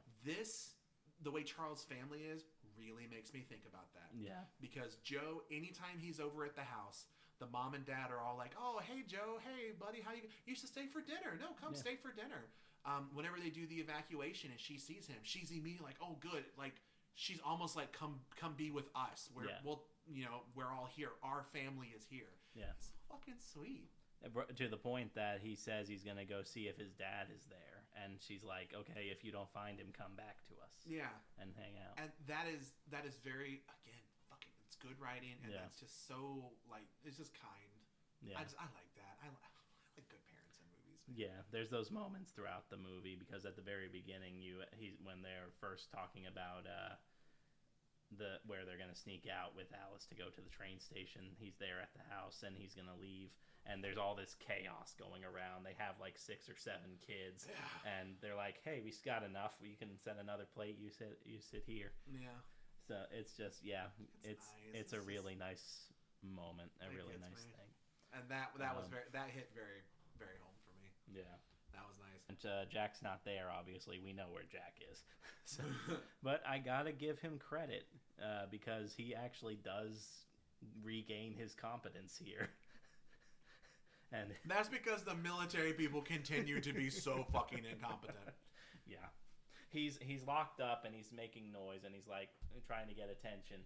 The guy finally comes and opens the little, I think it's the little slat like is in the doors and everything else, and he's like, I gotta take a leak. And he lets him out and he escapes. I mean, come on. He's escorting him to the bathroom and Jack is like, are you gonna follow me in there too? and then all of a sudden he just elbows him, takes his gun, knocks him out, and takes his uniform. And what's so fucking funny is how many people are like, oh, Lieutenant Colonel, oh, sir, like whatever rank he is, I'm like, do they not realize they've never seen this man before? 90 people pointed guns at him when he got here. None of them recognize him? Clearly not. Like, but it is funny that all of them refer to him as like people like salute, like he happened to knock out like the 3rd highest ranking dude on this fucking military base. Yeah. But it's great. But yeah, he's just walking through security checkpoints at this point. Yeah. Joe finds. You know what happened? Woodward's plot armor just moved over to Jack. Is what happened. You know what? I'm okay with it. Yeah, I'll fucking take it. While Joe's searching the area for his dad, he actually comes across Lewis, Alice's dad, and he's just spouting all kinds of crazy. Yeah. And he's like, nobody believes me. Nobody believes it. The thing took her. He took Alice. And Joe's like, I believe you. There was a little bit of a scene, should have mentioned it earlier, whenever they got their footage, they rewatched it, and they saw from the night of the train explosion and whatnot that there was something that escaped. So they did get a little bit of... So they know when the dad mentions, there's an alien, they're like, okay, cool. He's not totally fucking crazy. We've actually seen a little bit of this. Yeah, that's why Joe's like totally cool and like, I believe you. Yeah. Runs back off to the group and they hatch the plan. They talk about... It was set up a little earlier in the film that Woodward has a trailer that he would keep all the things that like he confiscates throughout the year and stuff like that. Carrie talks about his electric football. Yeah, a little electric football game and all this stuff. He has it at the school.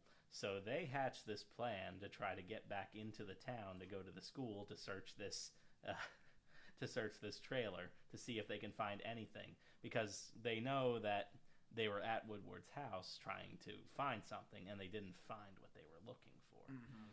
So what were they looking for, Yeah. and where would Woodward have kept it if it wasn't at the school at his house? So, I'm fucking dude. So I found his name. Donnie is the one from the. So they're like, okay, well, we have to get to the trailer. How do we get there? And then they're like, all right, we got an idea. So Donnie is the guy who works at the place that processes film. It's also a little bit kind of like maybe a pawn shop type thing. Yeah. He kept mentioning that he had the hots for Charles' sister. Charles goes up to his sister and is like, all right, look, I need help. Yeah. Go act like you're interested in this guy.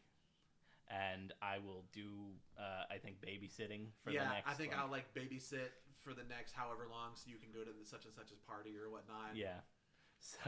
So she's. Does it have to be him?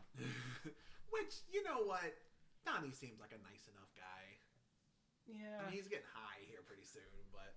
Yeah, Donnie.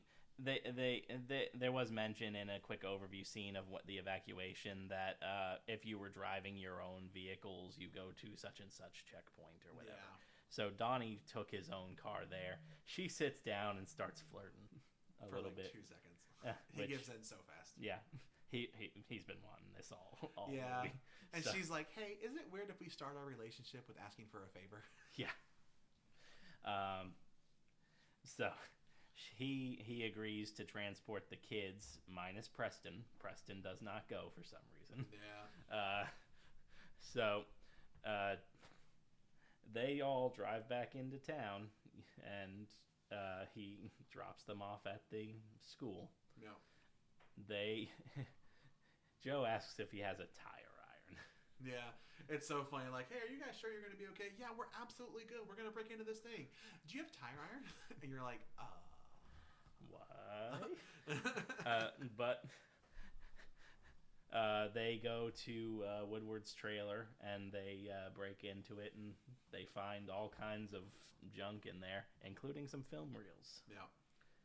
And Carrie's electronic football. Yeah.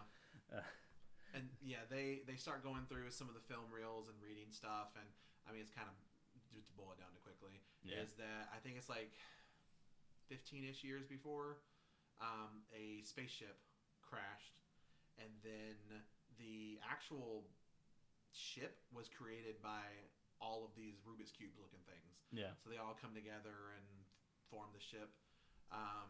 And then this is where, when Woodward mentioned earlier that he had a connection with the alien, you find out in these videos and through some of the readings that it's because he came into physical contact with the alien. Mm-hmm. So he went to feed the creature, and then the creature's arm comes through like the top of where he is, and he grabs Woodward, and then this is where he is able to more or less form a psychic connection with him.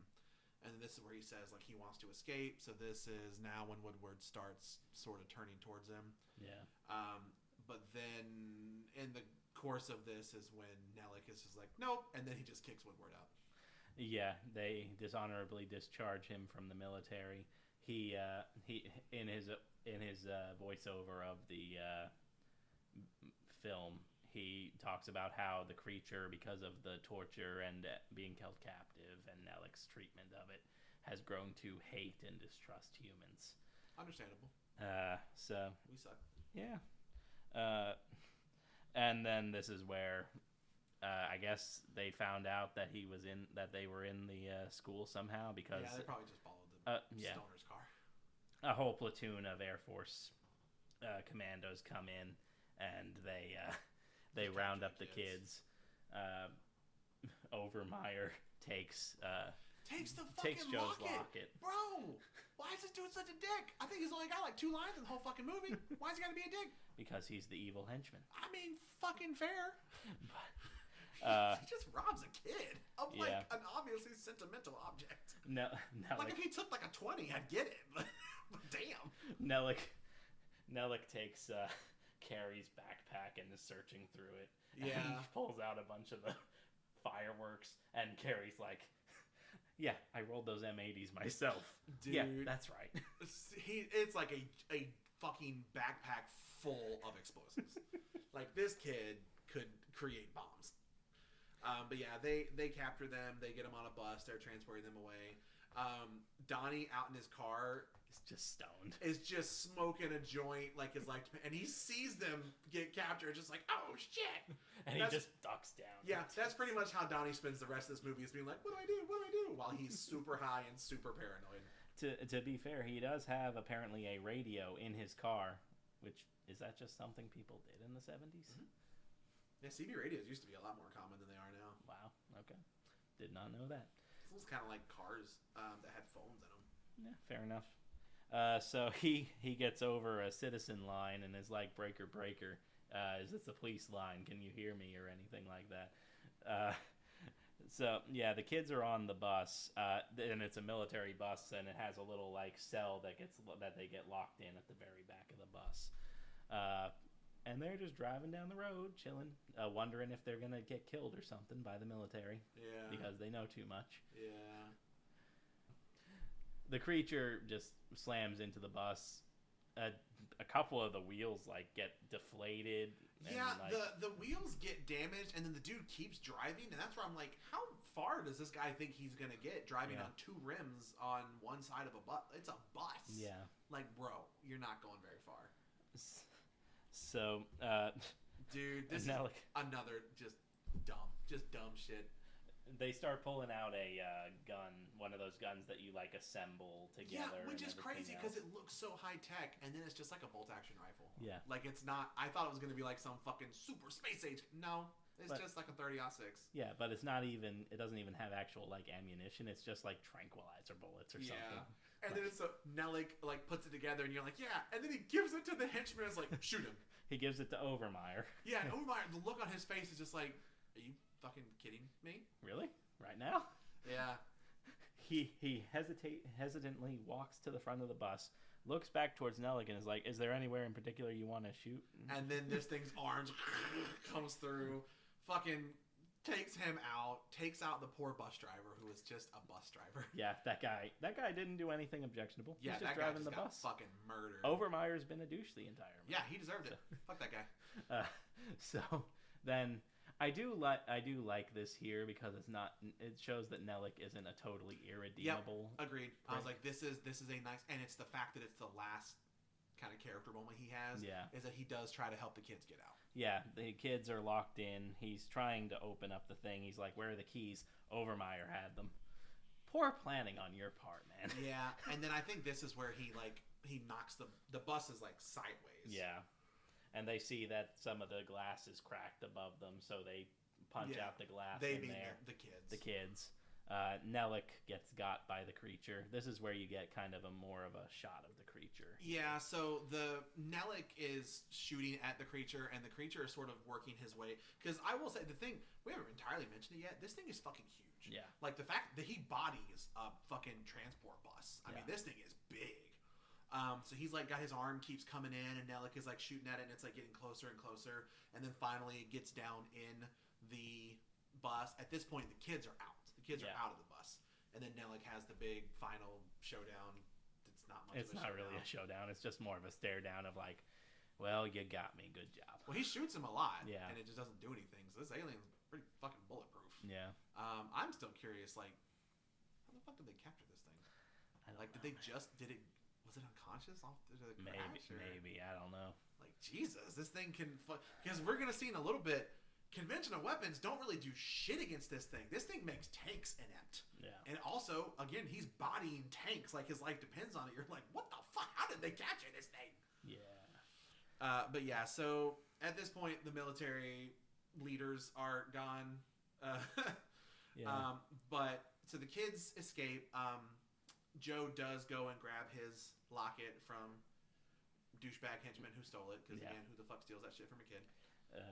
Yeah, they take off and they get back into town, and this is where it's just fucking like it's a war zone. It is like Cloverfield levels of and the tanks they're shooting and their shots are like, if you ever thrown a football, whenever you get the they used to call them like the dead ducks, where instead of a spiral it just like flops. Their shots look like that, and then someone says, and I'm like, how the fuck are they?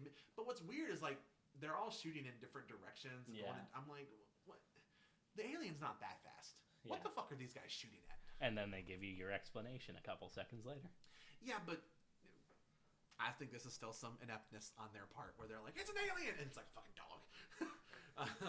But they do drop the line that the alien is like messing up their targeting systems and everything else. Yeah. So their tank shots are just spiraling out of fucking control.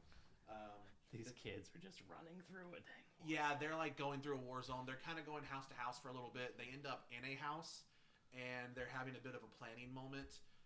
There was a section in the graveyard that Joe saw earlier when he was visiting his mom's grave that he thinks that might be where the alien headquarters is, or where the alien might be. Yeah, it's weird because there's a lot of like dirt caked on the inside of the windows there, and he clocks it. And then during the footage in the school, what's his name? Woodward's Squidward. Sorry. Woodward's voiceover says that it's subterranean in nature. So putting those two things together, Joe is like, I know where it is. So he and Carrie go to run off. Well, they have this plan, and they're like, this is great. All of a sudden, the fucking wall explodes because a tank shot the fucking house where the kids are hanging out. And you're like, oh, they're all perfectly fine. Poor fucking Martin now has a compound fracture where his leg used to be. Yeah. You know it's a compound fracture because Charles explicitly said, your bone is outside of you.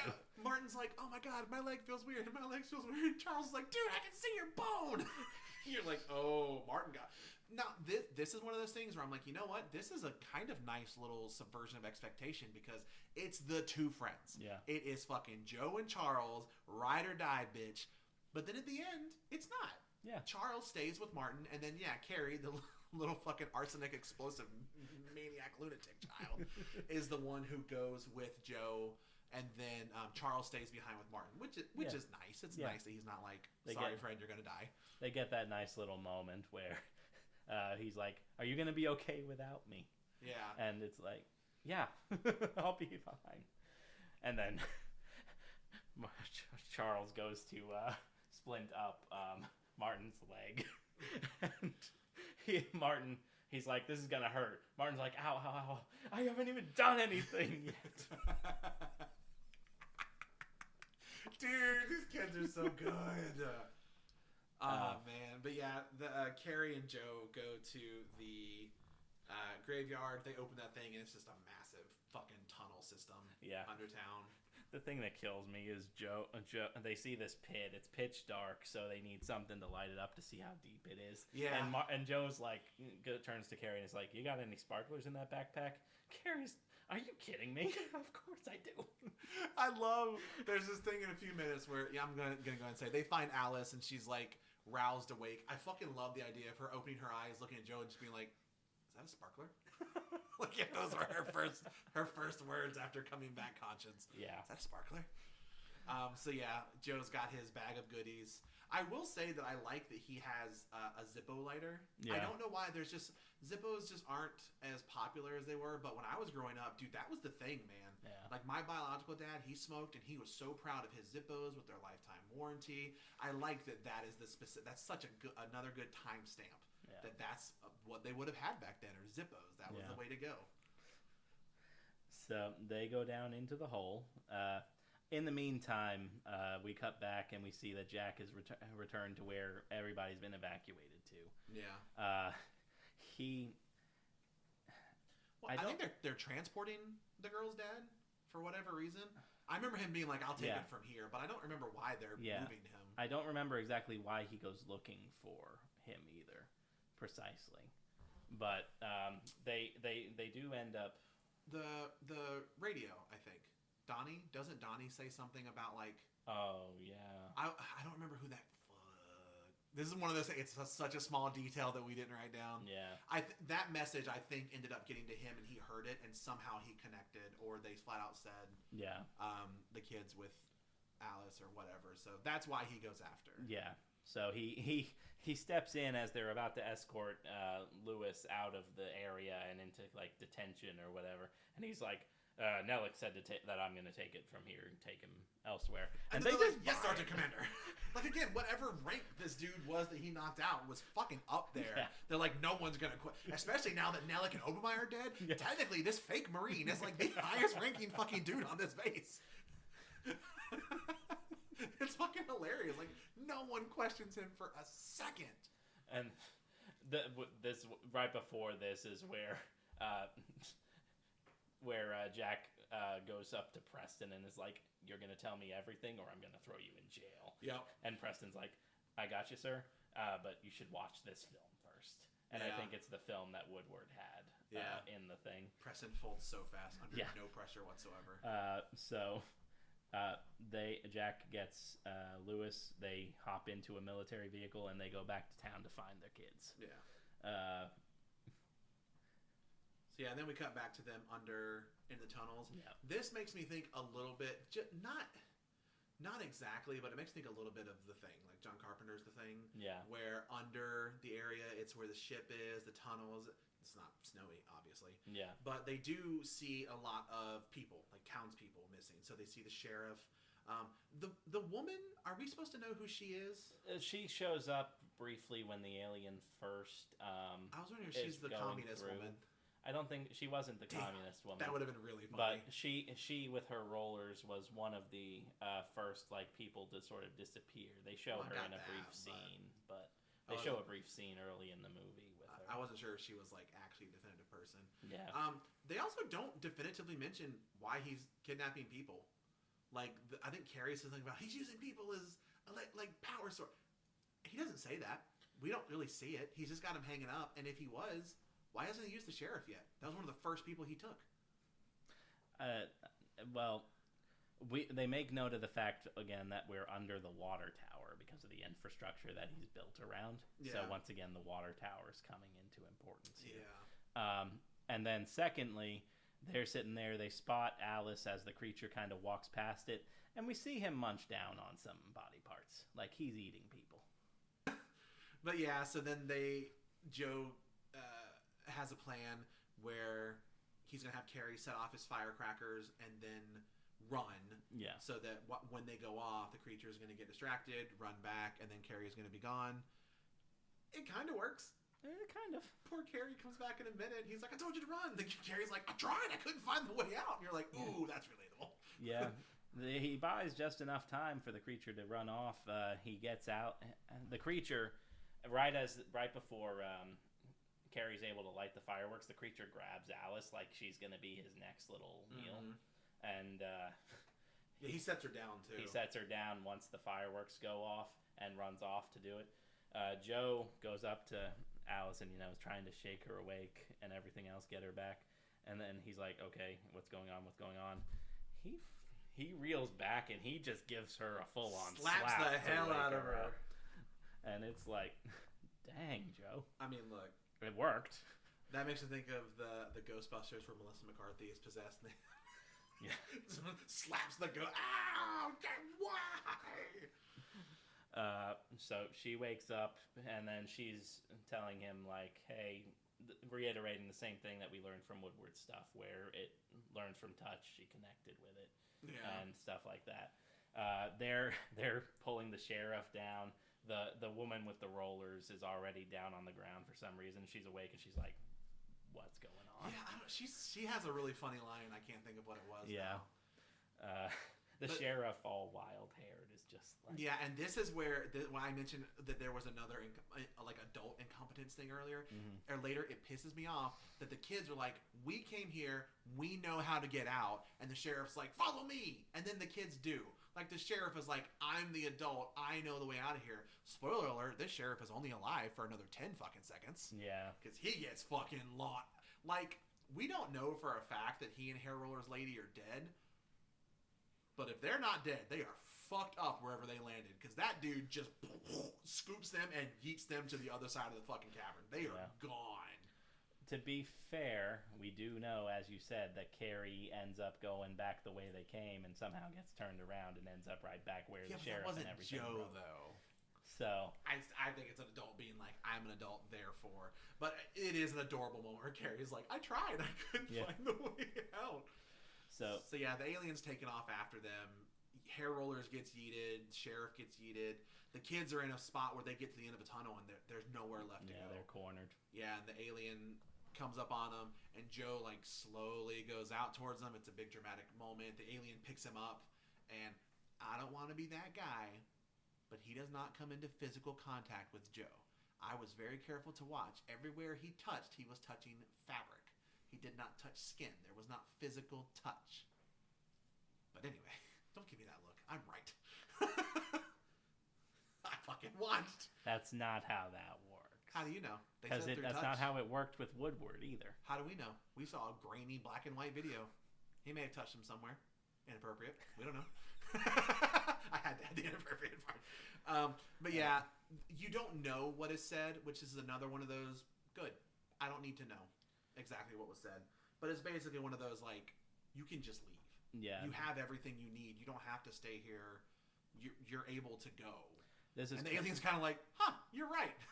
Yeah, this is the emotional catharsis of Joe's storyline, where he's like, bad things happen. Yeah. Sometimes, but we can choose to live and go through it, and then move on from it. Nah, see, yours is cheesier than mine.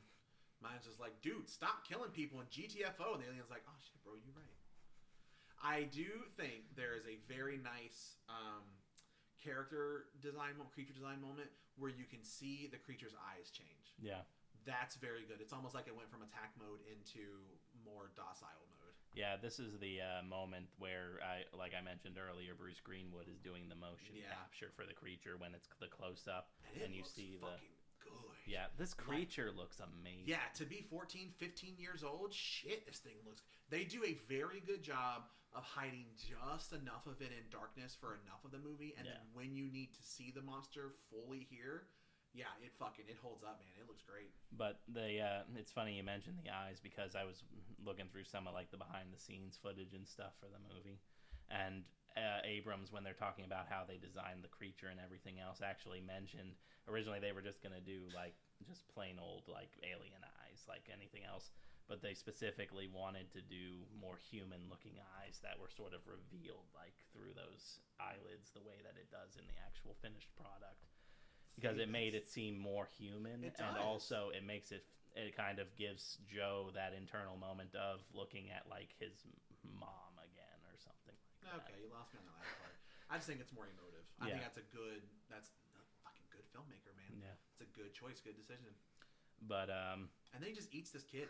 Fucking crazy shit, man. He just chomps it and he doesn't. He does not eat That's Joe. The movie I would make. He sets Joe down gently and sort of walks off. Then we get a quick cut back to he sets Joe down, then he pulls out a flintlock pistol and is like, we are friends forever, and gives him... I'm mixing so many alien movies. That's not true. That does not happen. He does just set Joe down. Sorry. Don't edit this out. This is funny. We get a should I not edit out the fact where you said the part where you said don't edit it out? No, leave that. That makes it funnier. We do get a nice cut back to Jack and Lewis in the car, and we get that emotional catharsis. Yeah, it's a nice moment where he forgives Lewis. Yeah, and he straight up like he almost immediately says, he's like, "That's not your fault." Yeah, like he's been holding on to it, but he knows it's not his fault. He knows it was an accident. Yeah, Lewis very clearly says, I'm sorry. I wish it hadn't gone down the way it was. Yeah. I wish it was me. And I understand why you hate me or whatever. And then Jack's just like, it was an accident. Yeah. And this is another really, really good thing where it was an accident that happened because of whatever. But if Lewis was the person who directly caused the accident, I don't think this moment works. It's fucking smart, man. Yeah. Every fucking decision that they make was just the right one. Where it is just enough of his fault that it is forgivable 4 months later. Yeah. It is a nice moment. Yeah. And then basically we reach sort of the final the big end climax of the film. Of it is pretty straightforward. Yeah, Joe and Carrie and Alice get back into the town center, and that's when Jack and Lewis also come in. They reunite. I love how it's like, son, daughter, and Carrie's like, that's cool, I'm here. And it's a real nice moment where Joe and Jack come together, and Jack just like looks at him, hugs him, and is like, "I got you."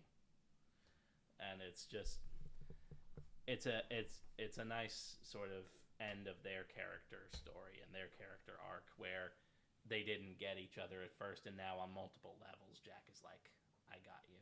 Yeah. I'm here. I'm your father. I love you." All that yeah. stuff. And then Lewis and Alice have their hug and cathartic moment because Alice, while they were down there, Alice is like, "How did you find me?" And Joe's like, "Your dad told me." And so Alice and Joe and Lewis are now feeling better too. It is so funny. Alice is like, "Oh, you told him where I was?" "Yes, I did." "That's weird that you told a kid and you didn't come save me yourself." But whatever. Do you not remember when I rammed into the back of another vehicle? You're still an adult.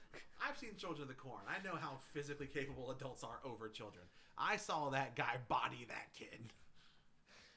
Anyway. It's a good movie. You should watch Children of the Corn. All of a sudden, all of like these metal lament configurations.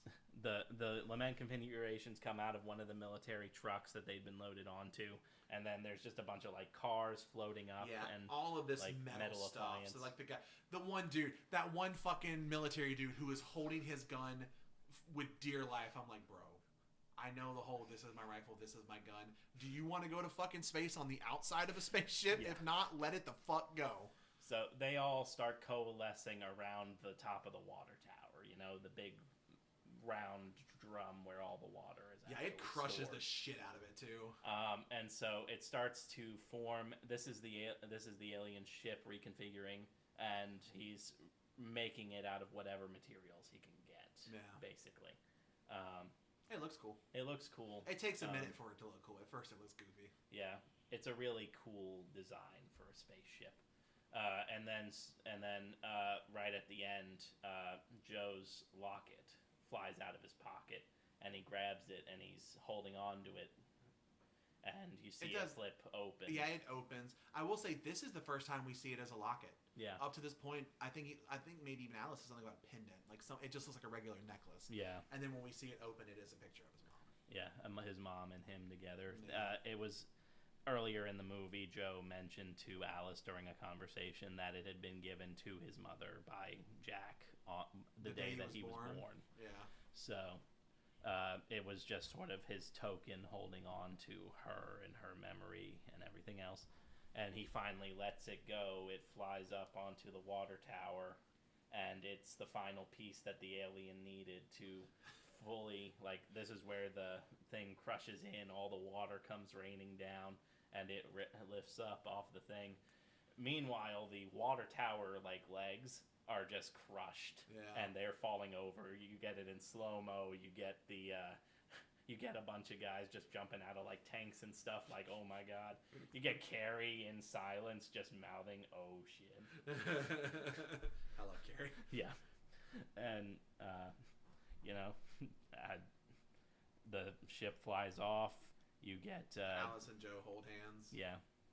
And then that's the movie. That's the end of the official movie, and then during the credits you see the Super 8 film that they made. Yeah. So it's the zombie film where Carrie dies as a zombie like 4 different times. Alice gets zombified, gets better with the syringe that's like a fucking turkey injector-sized syringe. Yeah, the film is called The Case. Yeah. And it's just Martin as a detective, like, investigating these strange deaths at Romero Chemical, which is a nice little touch. God, yes. Romero Chemical, and then what was there was another nod to something when he was in the office. Romero Chemical. Fuck. There was another one that I can't think of what it was now.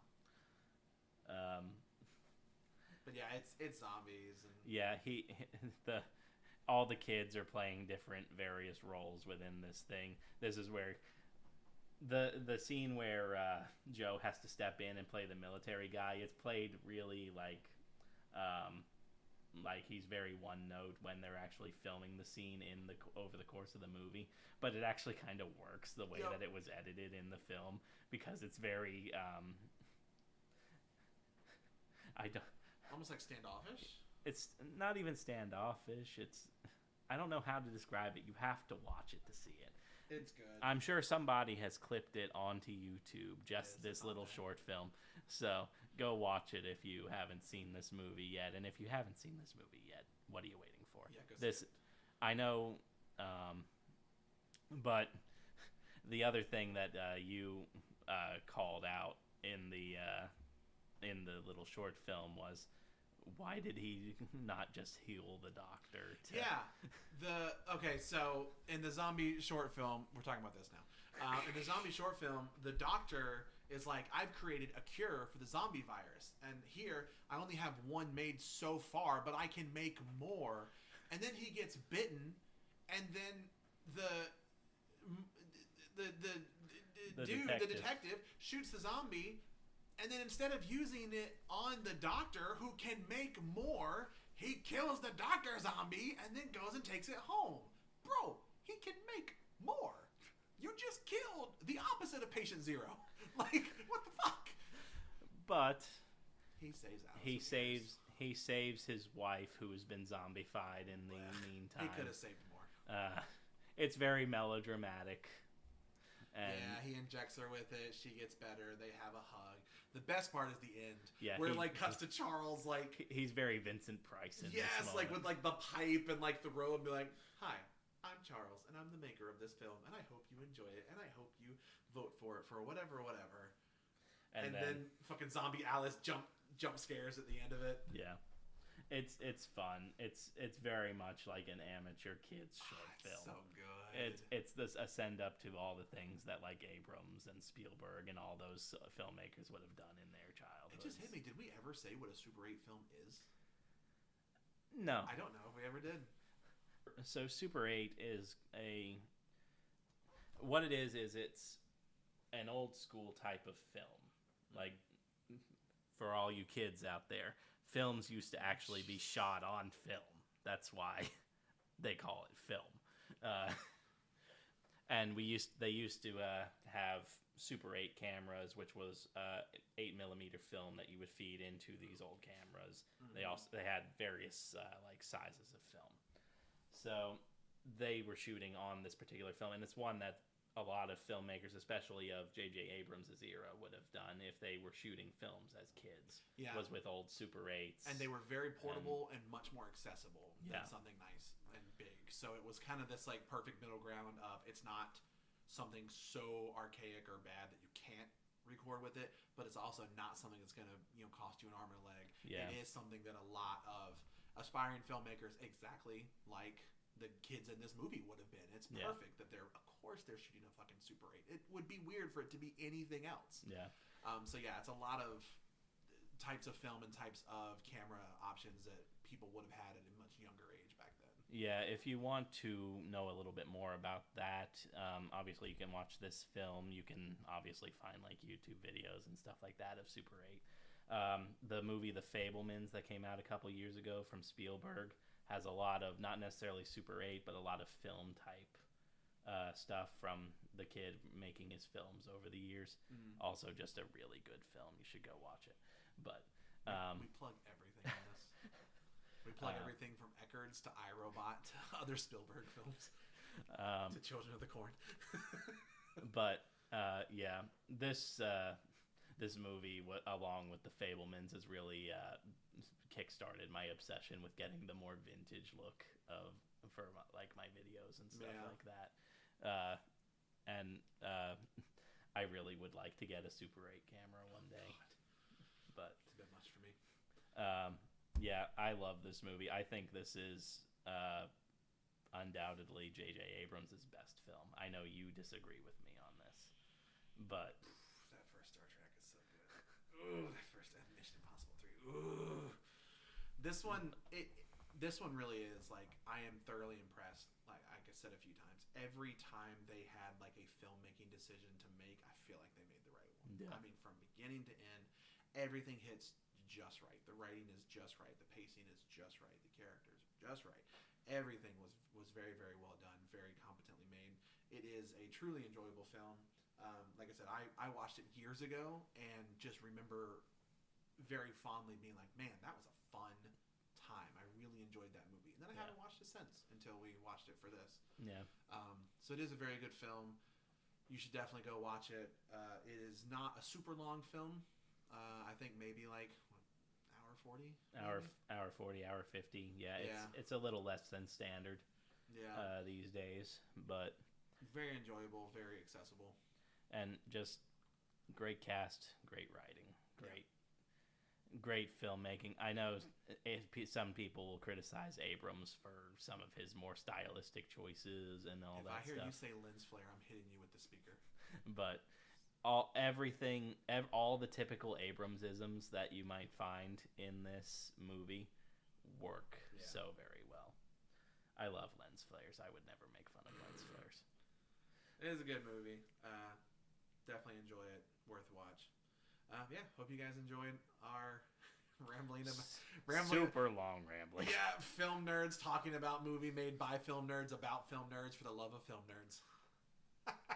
But yeah. Just imagine what'll happen when we eventually watch The Fabelmans. Oh, God. That'll be a 5-hour episode.